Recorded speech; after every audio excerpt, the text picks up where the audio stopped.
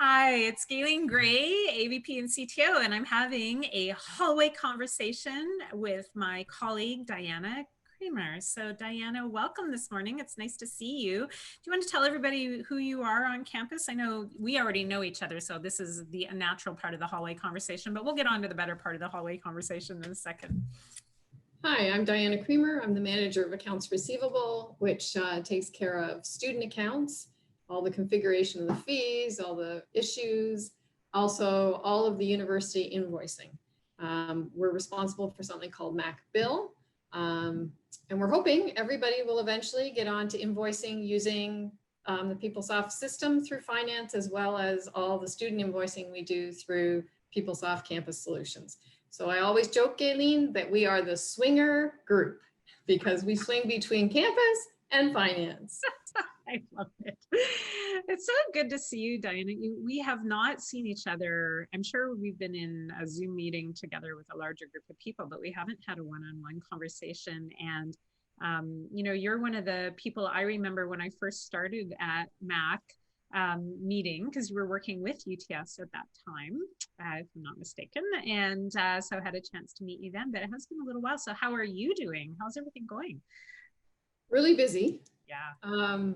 Yeah, it's going good. We've implemented a lot of new stuff this fall and summer, which was a little crazy working from home to get everything done, but we were able to do it.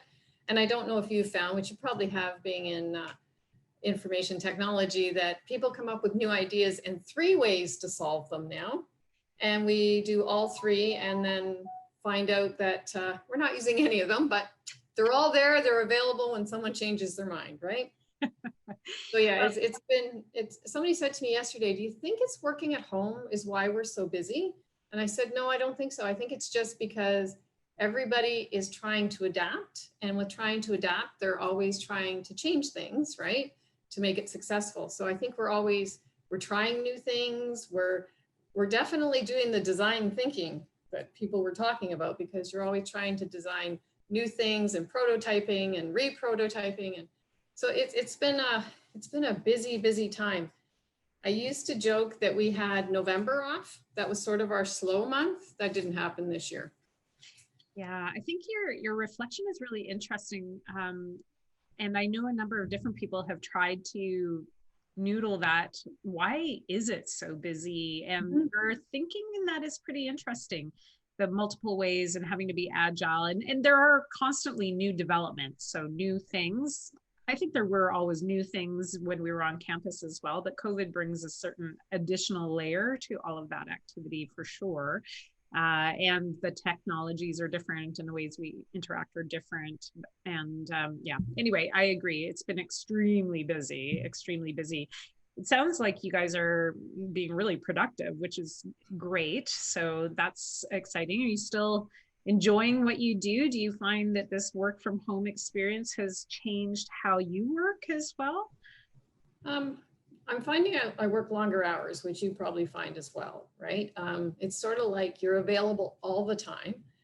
The thing I have not managed to figure out how to do is be on a Zoom call at the same time as a Teams call while answering the phone. Like, I just can't get those 3 all coordinated. The one day I was chatting in the Teams because I had the volume on for the Zoom, but trying to listen to both, it is difficult. For sure. It's really hard. And your video, I mean, that's one thing where your computer will help to control you a little bit, because you can't be visually involved in 2 meetings at the same time. You can certainly have something playing and try to go back and forth, but it is really crazy to try and do that. And we all know, I mean, I have coined this phrase and I stole it from a colleague of mine from another institution, but multifaking. I don't know if you've heard of the multifaking, but that to me is, so it really sums it up, because I think I have lived my life trying to be that person who feels like I can get 2 things done at the same time. The reality is there is no way you can do it. You're shifting, and retention, and, you know, trying to remember exactly what you said you were going to do or how you did it, or weird things come out in your email that you're anticipating. I know. You're listening to this and typing it at the same time, which isn't always the right thing to do either. So I'm trying to be a little bit more disciplined about not multi-faking so much. Yes. I think the place where I've found it most challenging is in virtual conferences. And depending Yes. on the virtual, they can go on for hours. And I Yes. do find I will be listening. So it's kind of the multi-faking thing totally digs in, because you're listening to other people talking and your mind immediately thinks, oh, I'm just sitting here listening. Why don't I do an email or do what have you? And then you really don't get to experience the whatever session it is that's going on. Yeah, the one thing I do like about the conferences though, I can do a body pump workout while I'm watching them. Nice. You are ambitious. That's really good. So do you have a I just computer? have some light weights, right? Oh, Yeah, yeah, and do some squats and some lunges and yeah. Because you know, I'm like you're watching it and you're trying to concentrate, especially the ones that go all day. I wouldn't recommend anyone do like an all day. I yeah. think the HR forum, I think the one in the spring that I was able to attend, it was half days. And that seemed to work so much better. And they actually did have a lady that did stretch breaks, Good. which I thought was a really good idea. It is. It's a lot of sitting. And so we have the IT forum coming up in February, and Tanya and the rest of the organizing group are trying to do chunks in a day, but not a full day and not even a full half day. If they can avoid it, they're just trying to stretch it over a full week of activities so that people can kind of hop in for that. And then, and obviously we've all got lots of other things that eat up our time as well. I think having learned, this is the learning, we're in heavy learning at all times now, aren't we? Everything is a learning opportunity. So learning from our own experiences, it's just too much to ask of people to put in that kind of time. I think everybody's shifting. And I, the thing for me that I miss most about virtual conferences is the people interactions. It's very challenging to have those serendipitous opportunities. It's kind of like this hallway conversation. You just don't get the opportunity. You have to be very intentional about it. So you can't just sort of bump into somebody and have a conversation about any old thing. Yeah. Well, and the other thing too is you'd meet halfway across the lawn, right? Yeah. Like, so you'd get out, you'd get some exercise, some fresh air, you could have a chat, you'd be going to get your coffee, I'd be going to a meeting or whatever, right? And now when I go to campus, have you been to campus lately? I have not been there since I was there in very early November. Mm-hmm. Yeah. How about yourself? Have you been many times? I was going every Tuesday until we switched to email refunds. Now I don't have to go in and do the checks. So I was in a couple of weeks ago because we got the external bursaries up with HR for the students that go to other post-secondary institutions, but have a dependent at McMaster. So when I was there, it had just gone into red. So like basically the tables are cleared in the student center. The only way to get into Gilmore Hall in the student center is from the east side where the parking lot is. Right. You have to go through the full screening now, right? It's very different. Yes. It's almost eerie because there's no one there. Yeah. Yeah, I agree. I was in, and as you know, my office is in Burke Sciences. So I've been in a couple of times and it was pretty quiet. It was quite unusual. And then I sat, of course, so you go into the office and then you sit and do exactly the same thing that you're doing in your home environment anyway. So you have the computer up. The only difference is I had my office door open. And so, I'm talking just like this without headphones or anything. And I'm thinking it's a good thing nobody is here because, obviously you can do that. So it does get you thinking a little bit about what it's going to be like when we start to repopulate the campus and some of the flexibility we're going to have about the different ways we work, because it's very likely we'll still be doing a lot of our meetings in this way because some people will be potentially on campus, some people may not. So yeah. So tell me a little bit about what you're doing. Let's talk about something not work. What are you doing to keep yourself energized? And how have you found this? I know we're going back into the cold season again, so it's a little less, maybe a little less flexibility in terms of time outside and what have you, but are you a walker? Were you cycling a lot? What kind of things do you do, Dianna? Up until actually on Friday, I was thinking if I had time, I washed my car instead of going for a bike ride. But I do try to get out at least 3 times a week and walk. Good. Yeah. It's funny though, my husband and I, like Friday and Saturday nights, like, okay, so we'll put our jammies on and watch TV again. Like there's nothing else to do, right? It's like, okay, here we go again. How are you doing? 'Cause are you on your own?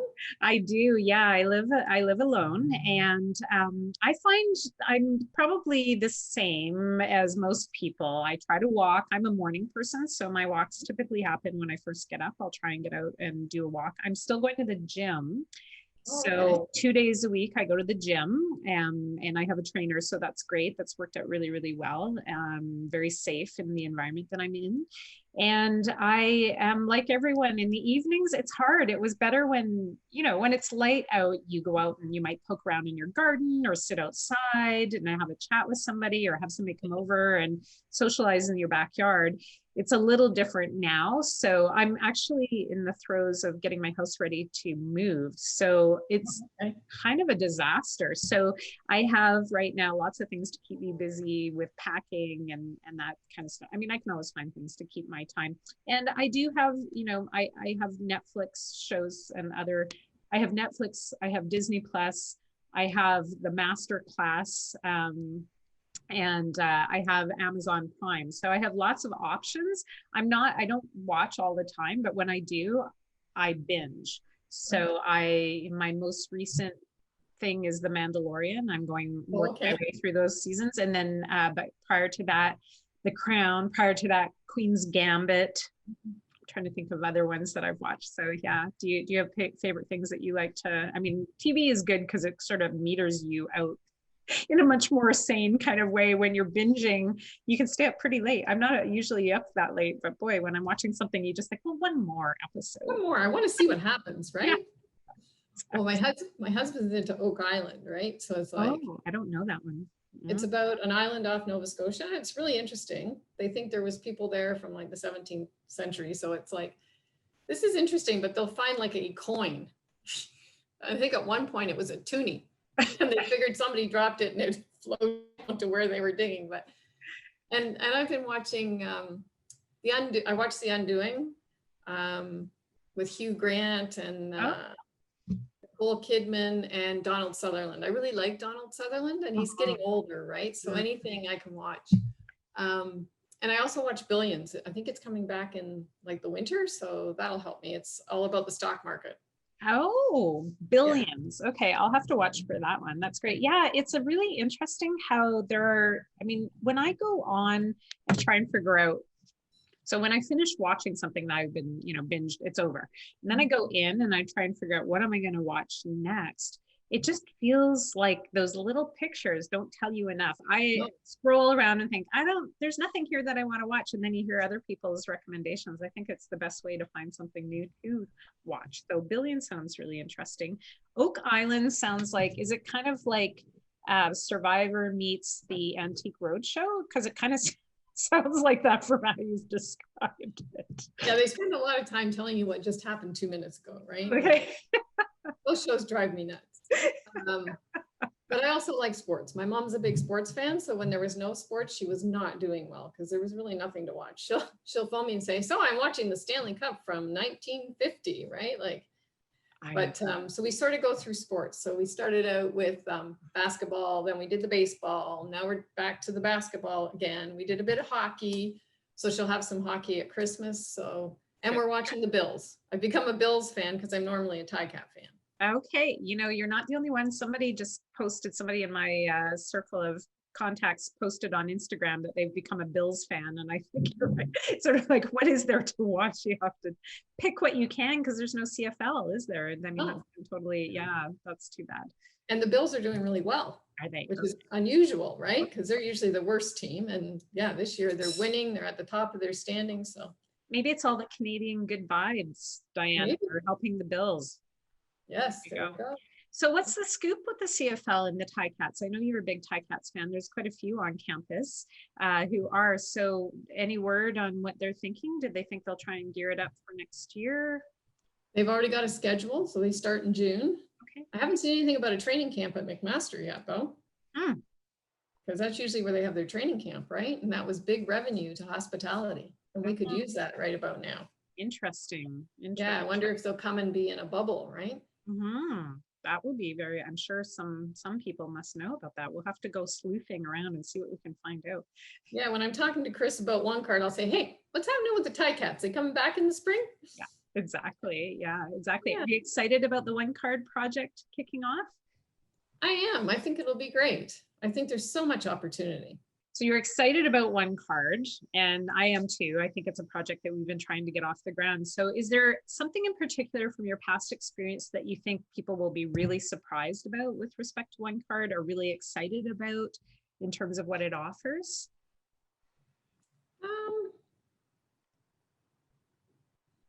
I think the students will be.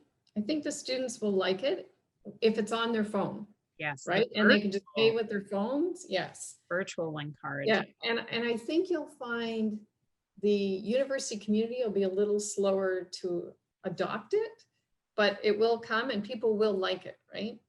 Like I have my card on me now and it's like, I can use it in the student center. That's it, right? So it's sort of limited. The other thing is I hope they expand it like somewhere like the Phoenix, like even if they're paying a percentage back to the OneCard office, it would be beneficial to them, right? Yeah, interesting.